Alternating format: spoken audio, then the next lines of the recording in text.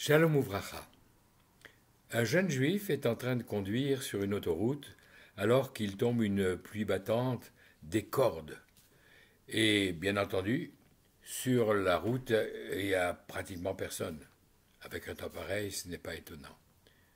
Soudain, il aperçoit, rangée sur le bas-côté, une très belle voiture avec à côté une femme avec beaucoup d'assurance qui est là, mais qui semble perplexe devant sa roue qui a été crevée. Alors naturellement, ce jeune homme s'arrête pour lui proposer de l'aide, ce qu'elle accepte bien volontiers. Alors il change la roue crevée, ce qui prend un certain temps, sous cette pluie qui n'arrête pas. Et à la fin, lorsqu'il a terminé, il s'apprête à partir. Quand la femme lui dit, écoutez, je voudrais vous remercier, elle ouvre son sac et elle sort une liasse de billets en lui disant, tenez, c'est pour vous remercier de ce que vous avez fait dans ce temps épouvantable. Il lui rend un grand sourire en lui disant, madame, il n'en est pas question. C'est ma mitzvah, c'est ma bonne action. Et pour rien au monde, je ne souhaite la vendre. Gardez votre argent. Non, non, j'insiste vraiment, je veux vous dire merci. Il lui répond, si vraiment vous voulez dire merci, c'est pas à moi qu'il faut le faire, mais au Saint béni soit-il, qui m'a mis sur votre chemin et m'a permis de vous apporter cette aide. Quant à cet argent que vous voulez me proposer, je suis persuadé que vous trouverez bien quelqu'un très vite qui en aura beaucoup plus besoin que moi et que vous pourrez ainsi aider. Allez, je vous en prie, rentrez chez vous et bonne route. Il remonte dans sa voiture, part dans sa direction, et elle, tout contente d'avoir trouvé ainsi de l'aide inattendue, reprend son chemin. Elle s'arrête à la première station euh, pour souffler un peu, pour prendre un rafraîchissement, pour retrouver ses esprits. Elle est là en train de commencer à boire qu'elle entend des cris. C'est le patron de la station, qui est en train de crier sur une pauvre employée qui est là. Oui, tu es une incapable, j'en ai marre de toi. Tu vas dégager immédiatement, je te mets à la porte. Allez, prends tes affaires, prends tes clics et tes claques et disparais immédiatement. Naturellement, cette dame est en pleurs. Elle baisse la tête et elle s'apprête à quitter son poste quand elle passe à côté de cette femme qui lui dit « Attends, ne quitte pas ».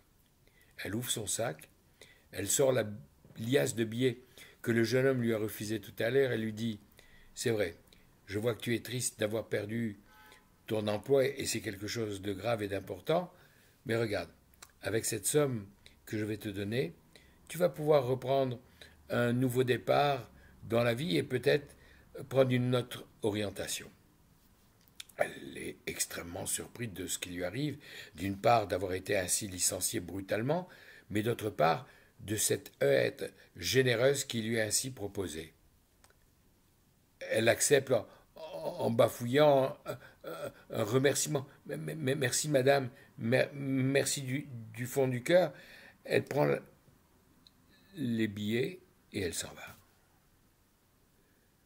Elle retourne à la maison et là, elle attend le retour de son mari pour lui expliquer les événements extraordinaires qu'elle vient de vivre, son licenciement d'une part et cette rencontre miraculeuse d'autre part.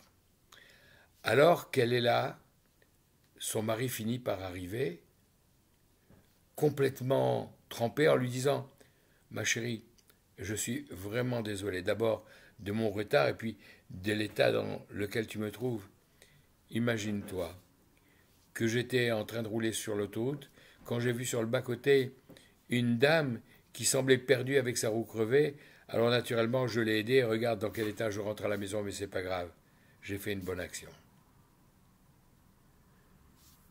Cette histoire nous montre que Akadosh Baruch Hu sait organiser les choses pour ne jamais rester en reste, pour ne pas rester redevable de quoi que ce soit, et pour payer à ceux qui le méritent leurs bonnes actions au moment venu, avec l'organisation des faits et des circonstances comme lui l'entend.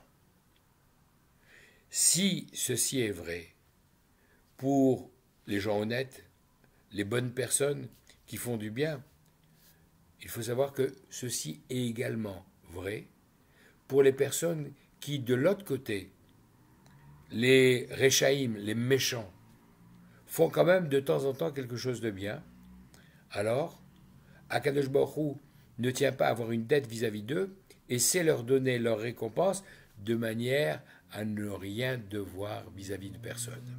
Et cette leçon, c'est celle que nous apprenons dans la paracha Balak que nous allons lire cette semaine en Israël et dans laquelle on nous raconte que Balak ben Péor, le roi de Moab, a voulu louer les services de Bilam, le prophète des nations, pour pouvoir user du pouvoir de sa parole contre les enfants d'Israël qui sont en train de se diriger vers la terre promise en croisant le chemin de ces nations et entre autres de ce roi de Moab. Et donc, Bilam va utiliser de toutes les possibilités, de tous les angles d'attaque visuellement pour pouvoir faire sa sinistre besogne, mais il n'y réussira pas parce qu'Akadosh Baruch Hu l'en empêchera à chaque instant. Si bien qu'à la fin, il n'aura d'autre recours que de proposer à Balak de faire succomber les enfants d'Israël par la débauche en envoyant les jeunes filles de Moab détourner les hommes d'Israël. Et c'est comme ça que malheureusement, Bilam va réussir avec son conseil, et donc Balak, qui est l'instigateur de tout ce complot, à faire périr 24 000 enfants d'Israël dans cet épisode tragique qu'il nous a raconté cette semaine. Et pourtant, surprise, c'est de ce même Balak, roi de Moab, que sortira Ruth, celle dont on nous raconte l'histoire à l'époque de Shavuot en lisant sa Megillah, Ruth, l'ancêtre de David, et donc l'ancêtre du Mashiach. Pour nous montrer qu'à aucun moment, même des pires personnes, Akadosh Baruch Hu ne retient le salaire, la récompense, il sait la donner pour être quitte, et donc ceci nous engage, même si nous ne sommes pas parfaits, à toujours essayer de faire quelque chose de bien en plus pour que Akadosh Baruch Hu, également vis-à-vis de nous, puisse nous prendre en pitié et faire venir justement ce Mashiach que nous attendons tellement. Shabbat Shalom, Vechol Tuv.